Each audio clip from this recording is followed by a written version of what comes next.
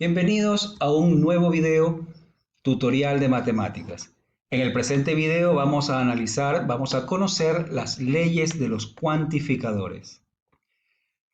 Muy bien, nosotros ya antes en videos previos hemos conocido a los cuantificadores. Hemos trabajado con el cuantificador universal y con el cuantificador existencial.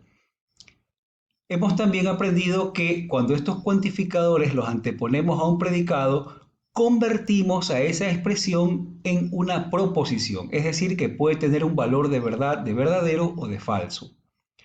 Vamos a conocer ahora una parte importante de trabajar con los cuantificadores, que son sus leyes.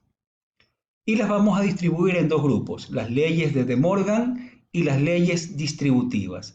La primera ley de De Morgan nos dice que la negación del cuantificador universal con el predicado es equivalente a decir que existe un x que no cumple p de x. Es decir, si no es cierto que todos los x cumplen con el predicado p de x, eso es equivalente a decir que existe al menos un x que no cumple p de x. Eso es lo que nos dice la primera ley de los cuantificadores de De Morgan. Veamos la segunda ley.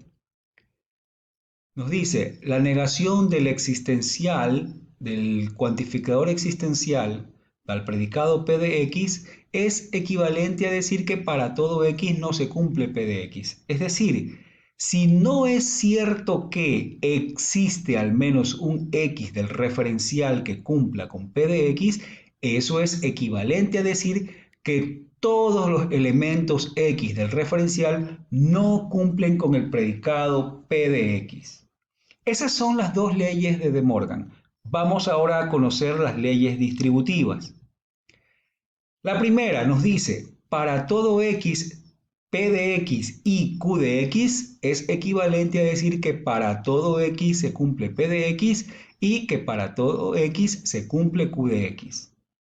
Esa es la primera ley distributiva del cuantificador universal con respecto a la conjunción de los predicados. Si todos los x cumplen con p y q al mismo tiempo, entonces todos cumplen con x y todos cumplen con q.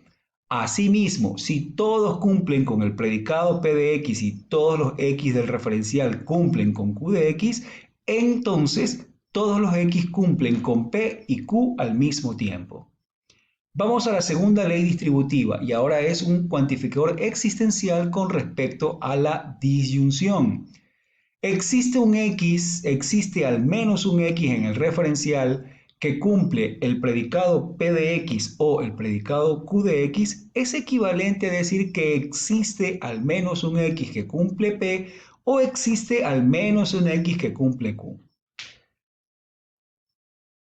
Entonces nosotros podemos decir que si existe un x que cumple p o q, entonces existe un x que cumple p o existe un x que cumple q. De la misma manera diremos que si existe un x que cumple p o que cumple q, entonces existe un x que cumple p o q.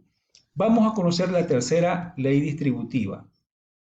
Nos dice que para todo x se cumple p de x o para todo x se cumple q de x, eso implica lógicamente a que para todo x se cumple p de x o q de x.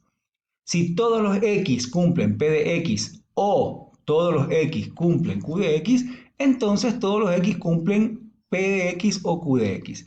Ojo que el condicional lleva este sentido. Sentido contrario no es cierto. Es decir, no es cierto que si todos los x cumplen p o q, entonces todos los x cumplen p o todos los x cumplen q. Eso no es cierto. Esa implicación lógica no es correcta. Mucho cuidado con eso. Y la última distributiva, existe un x, cuando nosotros decimos que existe un x que cumple p y q, implica lógicamente a que existe un x que cumple p y existe un x que cumple q. Si existe un x en el referencial que cumple los predicados p y q al mismo tiempo, entonces existe un x, al menos un x que cumple p y existe al menos un x que cumple q. Nuevamente, igual que en la distributiva anterior, la relación, la implicación lógica no va en el sentido contrario. Es decir, de afirmar que existe un X que cumple P de X y existe al menos un X que cumple Q de X, con eso no podemos afirmar que existe un X que cumple P y Q al mismo tiempo. Bien, estas son las leyes de los cuantificadores, es importante conocerlas, ya que vamos a trabajar en los próximos capítulos, vamos a trabajar utilizando estas leyes. Esperamos pues que les haya servido este video para su mejor conocimiento y que ustedes sigan practicando. Nos veremos en un siguiente video.